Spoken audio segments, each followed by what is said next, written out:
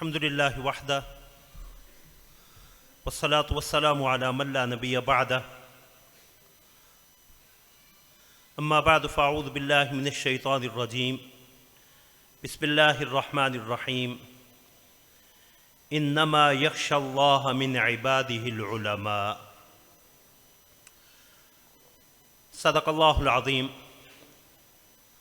اللہم صلی علی محمد وعلی آل محمد کما صلیت علی ابراہیم وعلی آل ابراہیم انک حمید مجید اللہم بارک علی محمد وعلی آل محمد کما بارکت علی ابراہیم وعلی آل ابراہیم انک حمید مجید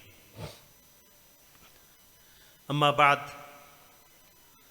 حضرات علماء کرام، قرائے اعظام اور میرے عزیز طلباء ساتھیوں، میری یہاں حاضری کسی خطیب یا واعظ کی حیثیت سے نہیں ہوتی، ایک میزبان کی حیثیت سے ہوتی ہے، اور میرے بارے میں جو مبالغہ آمیز گفتگو میرے عزیز کر رہے تھے، میں صرف اتنا ہی اللہ کے حضور دعا کرنا چاہوں گا کہ اللہم لا تؤاخذنی بما یقولون واجعلنی خیرا مما یقولون۔ یا اللہ، میرے بارے میں جو باتیں انہوں نے کہی ہیں اس پہ میرا مواخذہ اور پکڑ نہ فرمانا، اور مجھے اس سے بہتر فرما دے جیسا وہ کہہ رہے یا سوچ رہے ہیں۔ مجھے برادر عزیز مولانا قاری طلحہ محمود حمدانی صاحب نے آج کی اس نشست کے لیے جو موضوع عنایت فرمایا، جس کے بارے میں حکم فرمایا، وہ تعلیم و تربیت ہے۔ میں نے ایک طالب علم کی حیثیت سے چاہا بھی کہ اس کی مزید تحدید اور تعیین ہو جائے، لیکن انہوں نے یہ ذمہ داری بھی مجھ ہی پہ ڈال دی۔ یہ موضوع انتہائی وسیع مختلف پہلوؤں کا حامل ہے، لیکن میری کوشش ہوگی کہ ایک طالب علم کی حیثیت سے تعلیم و تربیت کے باہمی تعلق کے حوالے سے کچھ باتیں کہہ سکوں۔ دعا کریں اللہ رب العزت مجھے حق بات احسن پیرائی میں کہنے کی توفیق عطا فرمائیں، اللہ اخلاص اور قبولیت نصیب فرمائیں، اور کہنے سننے سے بڑھ کے ہمیں عمل کی توفیق عطا فرمائیں۔ تعلیم اور تربیت دونوں بڑے آسان الفاظ ہیں، ہماری روزمرہ گفتگو میں، زندگی میں بارہا استعمال ہونے والے الفاظ ہیں۔ تمام تعلیمی ادارے، خواہ وہ مدارس دینیہ ہوں یا عصری تعلیم کے مراکز، کلیات و جامعات ہوں، وہ اپنے اہداف میں تعلیم و تربیت کو لازمی ذکر کرتے ہیں کہ ہمارے ادارے کا مقصد تعلیم اور تربیت دونوں ہیں۔ اب تعلیم اور تربیت کا باہمی تعلق کیا ہے، یا اسے ہم ایک دوسرے سے جدا کیسے کر سکتے ہیں؟ اس کے لیے تمہیداً یہ بات ذہن میں رکھیں کہ تعلیم و تربیت ایک دوسرے کے ساتھ جڑے ہوئے یا ایک دوسرے کے لیے لازم و ملزوم ہیں۔ تعلیم کے بغیر تربیت ممکن نہیں، اور تربیت کے بغیر تعلیم بے مقصد اور بے معنی ہے۔ تعلیم اپنے اہداف کا تعین تربیت کی روشنی میں کرتی ہے، اور تربیت ان اہداف تک پہنچانے کے لیے ذرائع تعلیم کو استعمال کرتی ہے۔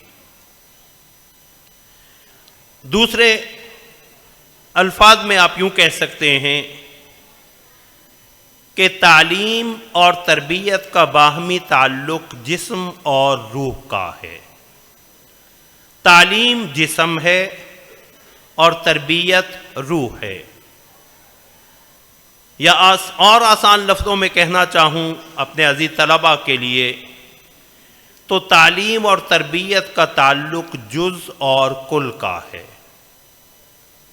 تعلیم جزو ہے اور تربیت کل ہے۔ اسے حضرات علماء بیٹھے ہیں تو عموم خصوص کی نسبت کہتے ہیں کہ تربیت عام ہے، اس میں تعلیم بھی ہے اور تربیت بھی ہے، اور تعلیم خاص ہے کہ اگر اس میں تربیت نہ ہو تو اس کا معنی مفہوم حاصل ہی نہیں ہو سکتا۔ اب تعلیم و تربیت کے اس باہمی تعلق جسے آپ تلازم کا لازم اور ملزوم کا تعلق کہہ سکتے ہیں، جزو اور کل کا تعلق کہہ سکتے ہیں، جسم اور روح کا تعلق کہہ سکتے ہیں، یہ دونوں مقاصد شریعت ہی نہیں بلکہ رسول اللہ صلی اللہ علیہ وسلم کی بعثت کے مقاصد میں سے بنیادی مقاصد یا رسول اللہ صلی اللہ علیہ وسلم کے وظائف نبوت کی ذمہ داریوں میں سے بنیادی ذمہ داریوں میں سے ہیں۔ اور یہ ذمہ داریاں یا وظائف نبوت اللہ رب العزت نے قرآن کریم میں کئی جگہ تقدیم و تاخیر کے ساتھ جو ہے وہ بیان کی ہیں۔ هو الذی بعث فی الامیین رسولا منہم یتلو علیہم آیاتہ ویزکیہم وَيُعَلِّمُهُمُ الْكِتَابَ وَالْحِكْمَةَ وَإِن كَانُوا مِن قَبْلُ لَفِي ضَلَالٍ مُبِينٍ کہ وہی اللہ جس نے امیین میں، ان پڑھوں میں، انہی میں سے ایک رسول بھیجا، اور وہ رسول بھی اپنی شان کے اعتبار سے الذین یتبعون الرسول النبی الامی، وہ بھی نبی امی ہے۔ ہمارے لیے امی اور ان پڑھ ہونا عیب ہے، پیغمبر صلی اللہ علیہ وسلم کے لیے امی ہونا کمال اور وصف ہے کہ ایسا نبی امی جس نے کسی کے سامنے زانوے تلمذ طے نہیں کیا، کسی کی شاگردی اختیار نہیں کی، لیکن پوری کائنات کا کامل و اکمل معلم ہے۔ اب اللہ رب العزت نے اس آیت کریمہ میں جو 4 مقاصد بتلائے، یتلو علیہم آیاتی، تلاوت آیات، ویزکیہم، تزکیہ، پاک کرنا، صاف کرنا، ویعلمہم الکتاب والحکمہ، اور کتاب اور حکمت کی تعلیم۔ کتاب قرآن کریم اور حکمت امام شافعی رحمۃ اللہ علیہ کے بقول قرآن کریم میں جہاں بھی حکمت کا لفظ آیا ہے اس سے مراد کتاب اللہ کے ساتھ سنت نبوی یا احادیث نبویہ علی صاحبہ الصلاۃ والسلام ہیں۔ حکمت کا عام مفہوم حضرات مفسرین نے لکھا ہے کسی چیز کو سمجھنا، دانائی، یا کسی چیز کو اچھے طریقے سے بجا لانا۔ گویا حکمت اپنے پہلے معنی سمجھ اور دانائی کے اعتبار سے حکمت علمی ہے، علمی حکمت ہے، اور کسی چیز کو اچھے طریقے سے بجا لانا یا کسی چیز کو اس کی مناسب جگہ پہ رکھنا، اس کا صحیح استعمال کرنا، یہ حکمت عملی ہے۔ تو اللہ رب العزت نے یہاں رسول اللہ صلی اللہ علیہ وسلم کے بھیجے جانے کے مقاصد میں تعلیم کو بھی ذکر کیا ہے، تربیت کو بھی ذکر کیا۔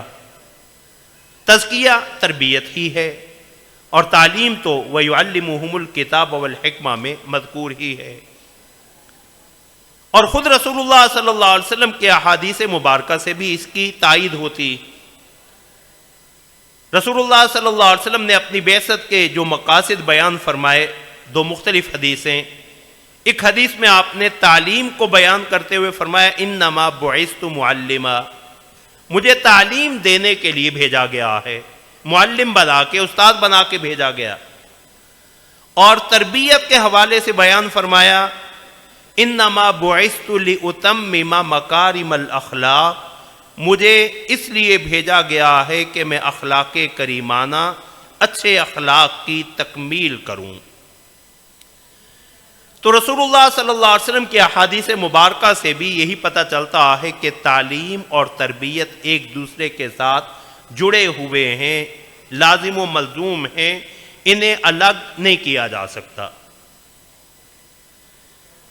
یہی رسول اللہ صلی اللہ علیہ وسلم کے ایک صحابی حضرت ابو ثعلبہ خشنی رضی اللہ تعالی عنہ رسول اللہ صلی اللہ علیہ وسلم کے پاس آئے اور فرمائے یا رسول اللہ ادفعنی الی رجل یعلمنی، مجھے کسی ایسے آدمی کے پاس بھیج دیجئے جو مجھے تعلیم دے۔ تو رسول اللہ صلی اللہ علیہ وسلم نے ان کے لیے جس عظیم استاد کا انتخاب کیا انہیں ابو عبیدہ بن جراح رضی اللہ تعالی عنہ کہتے ہیں۔ فرمایا مجھے ابو عبیدہ بن جراح رضی اللہ تعالی عنہ کے ہاں بھیجا اور فرمایا بعثتک الی رجل یحسن تعلیمک و ادبک، کہ میں نے تمہیں ایسے آدمی کے پاس بھیجا ہے جو تجھے اچھی تعلیم بھی دے گا، تیری اچھی تربیت بھی کرے گا۔ اب جب یہ بات واضح ہو گئی کہ تعلیم اور تربیت دونوں لازم و ملزوم ہیں، تو ان میں زیادہ اہم کون سا ہے؟ تعلیم و تربیت میں تربیت تعلیم سے زیادہ اہم بھی ہے اور مقدم بھی۔ تربیت ہوگی تو تعلیم کا فائدہ ہوگا، اور تربیت نہیں ہے تو تعلیم کا کوئی فائدہ نہیں ہے۔ رسول اللہ صلی اللہ علیہ وسلم کی مشہور حدیث ہے سنن نبی داؤد کی کہ رسول اللہ صلی اللہ علیہ وسلم نے فرمایا ان من البیان لسحرا وان من العلم جہلا،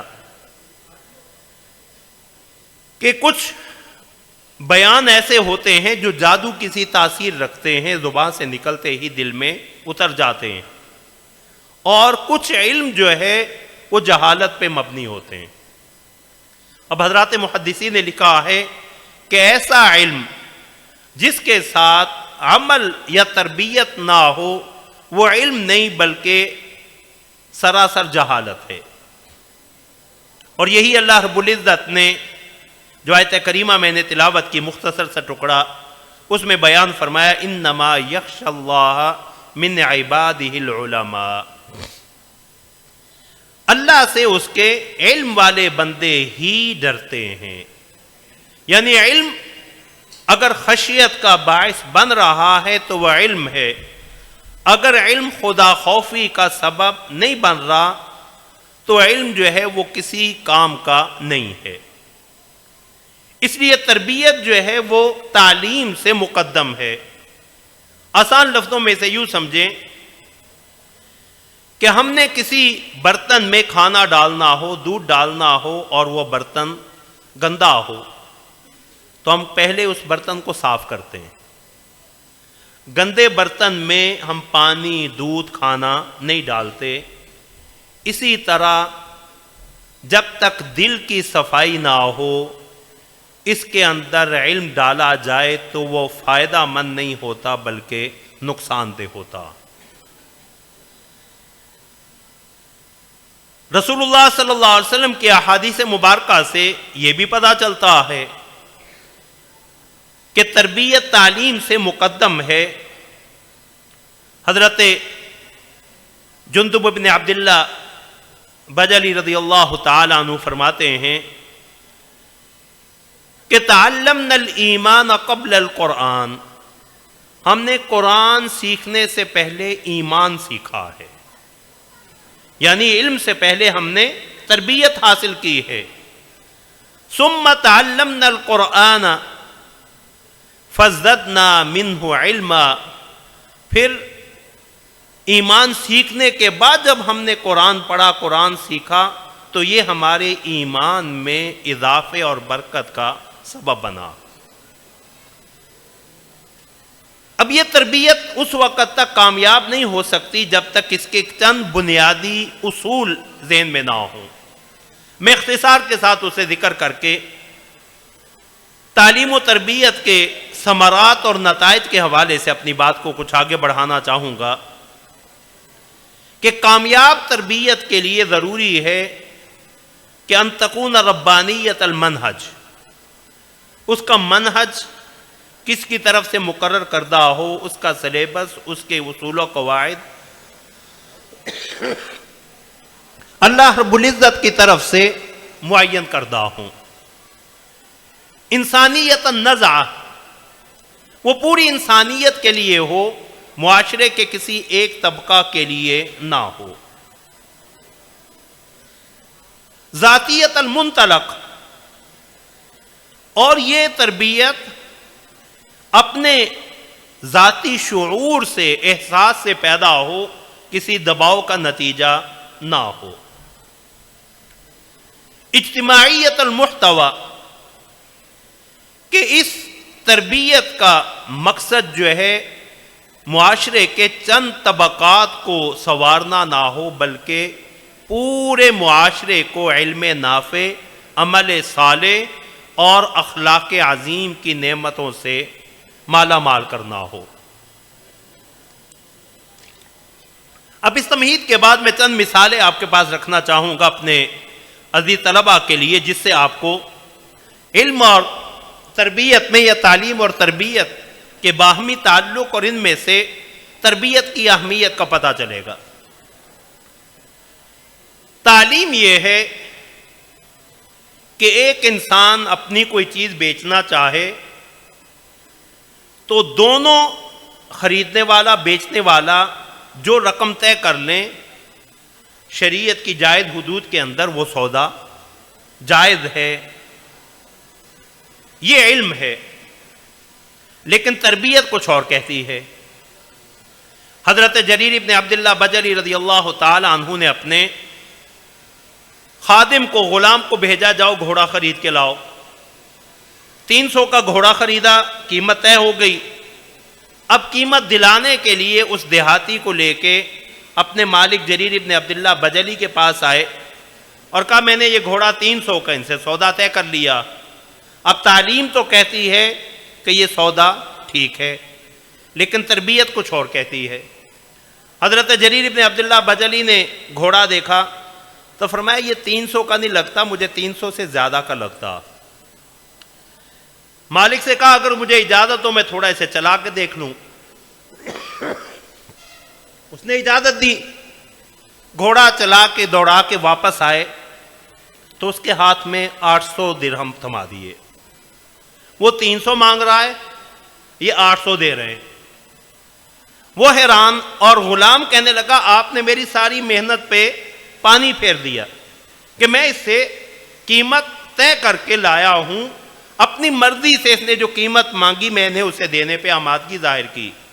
فرمایا تم اپنی جگہ ٹھیک ہو، لیکن رسول اللہ صلی اللہ علیہ وسلم کی تربیت یہ تھی کہ اس بایعت رسول اللہ صلی اللہ علیہ وسلم علی النصح لکل مسلم، میں نے رسول اللہ صلی اللہ علیہ وسلم کے دست مبارک پہ یہ بیعت کی تھی کہ میں ہر مسلمان کی خیر خواہی چاہوں گا، اگر اسے اپنے گھوڑے کی قیمت کا پتہ نہیں تو میں اسے دھوکے میں رکھ کے کم قیمت پہ گھوڑا نہیں خرید سکتا۔ جان بچانا فرض ہے۔ لا تلقوا بأیدیکم الی التہلکہ، اپنے آپ کو ہلاکت میں مت ڈالو۔ اللہ نہ کرے، خدا نہ خواستہ ایسے حالات پیدا ہوں کسی آدمی کی جان پہ بنی ہو، اس کے پاس پانی کی ایک بوتل ہو، چند گھونٹ ہو، اور اس کے ساتھ ہی ایک اور آدمی بھی اسی کیفیت میں مبتلا ہو، اس کی بھی جان پہ بنی ہوئی ہو۔ شریعت اس چیز کی اجازت دیتی ہے، یہ تعلیم یہ کہتی ہے کہ یہ پانی خود استعمال کر لے، اپنی جان بچا لے، لیکن تربیت یہ کہتی ہے نہیں، اپنی جان جاتی ہے جائے، مسلمان بھائی کی جان بچ جائے۔ غزوہ یرموک ہے، ابو جہم ابن حذیفہ عدوی رضی اللہ تعالیٰ عنہ کہتے ہیں میرے چچا داد بھائی جنگ میں شریک تھے، میں ان کی خبر گیری کے لیے گیا، دیکھا شدید زخمی، میں ان کے پاس گیا تو انہوں نے پانی مانگا اشارے سے، میں نے پانی ان کے منہ کے قریب کیا تو ساتھ والے زخمی نے پانی کی طرف صرف دیکھا ہے، زبان سے پانی مانگا نہیں، تو انہوں نے اشارہ کیا کہ پہلے اسے پانی پلاؤ۔ میں ان کے پاس لے کے گیا، ان کے ساتھ لیٹے ہوئے ایک اور زخمی نے پانی کی طرف نظر ڈالی تو وہ دوسرے صاحب بھی کہنے لگے کہ یہ پانی میرے اس بھائی کو پہلے پلا دو۔ میں تیسرے کے پاس لے کے گیا، وہ اللہ کو پیارے ہو گئے، دوسرے کے پاس واپس آیا، وہ بھی اللہ کو پیارے ہو گئے، تیسرے کے پاس اپنے چچا داد بھائی کے پاس آئے، وہ بھی اللہ کے پاس پہنچ چکے تھے۔ یہ کیا ہے؟ تربیت۔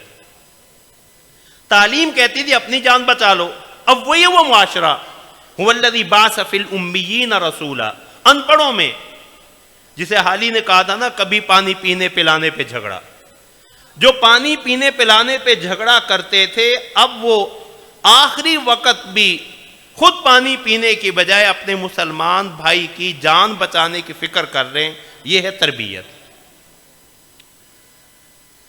رسول اللہ صلی اللہ علیہ وسلم کے پاس ایک نوجوان صحابی آئے،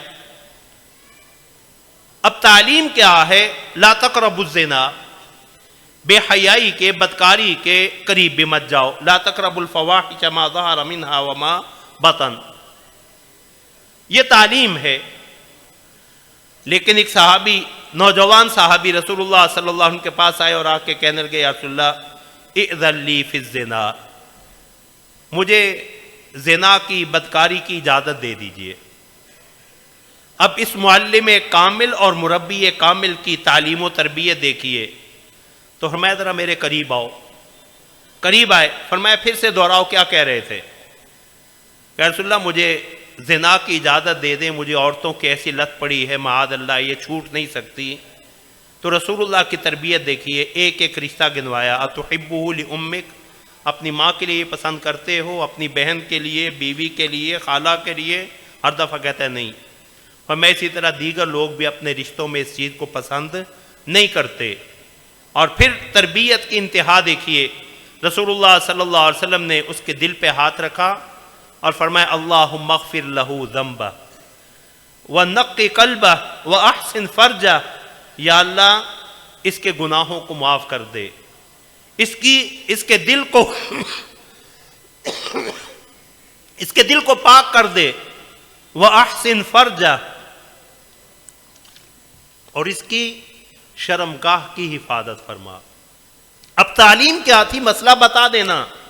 تربیت کیا تھی جو رسول اللہ صلی اللہ علیہ وسلم نے اختیار کی، جس کا نتیجہ کیا نکلا کہ حدیث کے راوی صحابی کہتے ہیں کہ ہم نے اس واقعہ کے بعد کبھی اس نوجوان کو نگاہ اٹھا کے چلتے نہیں دیکھا کہ غیر ارادی طور پہ بھی میری نگاہ کسی غیر محرم پہ نہ پڑ جائے۔ یہ تربیت کے اثرات ہیں۔ تعلیم یہ کہتی ہے کہ اپنی جان بچانے کے لیے کھانا کھاؤ، ابدأ بنفسک وبمن تعول، باہر کے صدقات و خیرات کی بجائے پہلے اپنا پیٹ بھرو، اپنے گھر والوں کو کھلاؤ، یہ تمہاری شرعی ذمہ داری۔ لیکن تربیت یہ کہتی ہے وَيُؤْثِرُونَ عَلَىٰ أَنفُسِهِمْ وَلَوْ كَانَ بِهِمْ خَصَاصَةٌ، خود بھوکے سو جاؤ، بچوں کو بھوکا سلا دو، اور چراغ گل کر کے مہمان کے سامنے یہ ظاہر کرو کہ میں بھی تمہارے ساتھ کھانے میں شریک ہوں، لیکن رسول اللہ کی بارگاہ میں آنے والے مہمان کو بھوکا نہ بھیجو۔ حضرت ابو طلحہ انصاری رضی اللہ تعالیٰ عنہ کا مشہور واقعہ، رسول اللہ صلی اللہ علیہ وسلم کے پاس مہمان آیا، فرمایا اسے میرے مہمان کو آج کون لے کے جائے گا؟ حضرت ابو طلحہ لے آئے، گھر آئے تو بیوی سے پوچھا کچھ کھانے کو ہے؟ بچوں کے لیے تھوڑا سا کھانا ہے اور تو کچھ نہیں۔ کہا اچھا بچوں کو جیسے کیسے بہلا کے سلا لے اور پھر ہمارے سامنے کھانا رکھنا اور چراغ درست کرنے کے بہانے آنا اور چراغ گل کر دینا، تاریکی میں جو ہے مہمان رسول اللہ کا پیٹ بھر کے کھانا کھا لے گا۔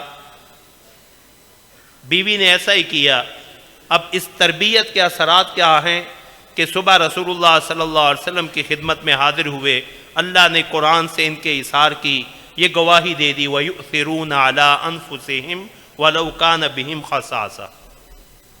یہ تربیت ہے، تعلیم. ایک صحابی مسجد نبوی میں آئے اور مسجد نبوی میں ایک طرف بیٹھ کے پیشاب کرنا شروع کر دیا. تعلیم یہ کہتی ہے، تعلیم کا فوری رد عمل وہ تھا جو صحابہ نے کیا، دوڑے اسے مارنے کو. اب تربیت، مربی کامل کی تربیت کر رہی ہے دعوہ لا تظلموا، چھوڑ دو اسے، درمیان میں روکو مت. حکمت کیا تھی کہ اب مسجد کا ایک حصہ ناپاک ہو رہا ہے، اٹھے گا، جسم بھی ناپاک ہوگا، کپڑے بھی ناپاک ہوں گے، جسم کا زیادہ حصہ، مسجد کا زیادہ حصہ آلودہ ہوگا، ناپاک ہوگا. اب اس تربیت کے نتیجے میں وہ فارغ ہوا. رسول اللہ صلی اللہ علیہ وسلم نے صحابہ کو کہا احریقوا علیہ دلوا من ماء، پانی کا ایک ڈول بہا دو، مسجد پاک ہوگی، بات ختم. اب اس صحابی کو بلایا، میں ان المساجد لم تبن لہذا، مساجد میں یہ کام جائز نہیں ہے. اب اس تربیت کے اثرات کیا نکلے ہیں کہ صحابی دعا کر رہا ہے، وہی صحابی جسے صحابہ فوری رد عمل دیتے ہوئے مارنے کو دوڑے تھے، اور مربی کامل نے تربیت کے ذریعے اس کی رہنمائی کی تھی. اب نماز کے بعد دعا مانگ رہا ہے اللہم ارحمنی و محمدا ولا ترحم معنا احدا، یا اللہ مجھ پہ اور محمد صلی اللہ علیہ وسلم پہ رحمت نازل فرما، ہمارے سوا کسی اور پہ رحمت نازل نہ کرنا. کہ اس نے مربی کامل کا انداز تربیت بھی دیکھا اور لوگوں کا رد عمل بھی. پیغمبر صلی اللہ علیہ وسلم مسکرا پڑے. آپ کی تربیت کا ایک اور انداز، فرمایا تو یہ دعا کر اللہم ارحمنا جمیعا ولا تبق منا احدا، یا اللہ ہم سب پہ اپنی رحمت کی بارشیں نازل فرما اور ہم میں سے کسی کو اپنی رحمت سے محروم نہ فرما. تو تعلیم و تربیت لازم و ملزوم ہے، لیکن تربیت جو ہے یہ تعلیم سے مقدم ہے، اور بغیر تربیت کے تعلیم بے مقصد ہے. ہمارے اکابر میں انڈیا کے مسیح الامت حضرت مولانا وسیع اللہ خان رحمۃ اللہ علیہ فرمایا کرتے تھے کہ پہلے تزکیہ، پھر تصفیہ، پھر تخلیہ، پھر تحلیہ، یہ 4 مراحل طے کرو، پھر تعلیم کا سلسلہ شروع کرو، تو پھر علم کا رنگ چڑھے گا، جسے اللہ فرماتے صبغۃ اللہ ومن احسن من اللہ صبغہ. اگر علم اپنا رنگ نہیں چڑھاتا تو پھر اس علم کا کوئی فائدہ نہیں ہے. لاہوری رحمۃ اللہ علیہ کے ایک جملہ پہ اپنی بات ختم کرنا چاہوں گا. فرمایا کرتے تھے کہ عالم کی مثال رنگ فروش کی ہے، رنگ بیچنے والے کی. اہل اللہ کی تربیت فرمانے والوں کی مثال رنگ ساز کی ہے. رنگ بیچنے والے کو رنگ چڑھانا نہیں آتا، رنگ ساز جو ہے وہ علم کا رنگ چڑھاتا بھی ہے. اللہ رب العزت ہمیں علم اور عمل دونوں نعمتیں نصیب فرمائیں. اللہ ہمیں اپنے رنگ میں، علم کے رنگ میں، علوم نبوت کے رنگ میں رنگنے کی توفیق عطا فرمائیں. وآخر دعوانا ان الحمد للہ رب العالمین.